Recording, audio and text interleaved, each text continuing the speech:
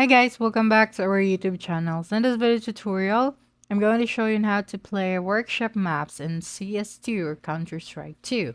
So first is we have to turn on the workshop tools in CS2, so just click on settings and then select install Counter-Strike workshop tools. So we just select yes.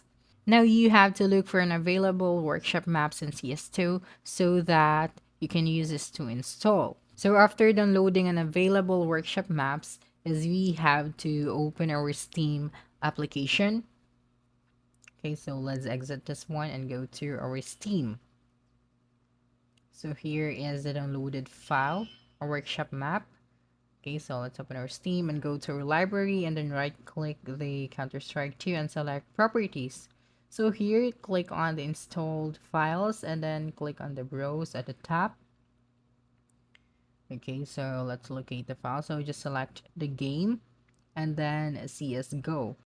So here we have to paste our downloaded workshop maps just like this. So I'm going to drag this, and if you cannot drag it, just copy and then paste it here so you can see it at the bottom.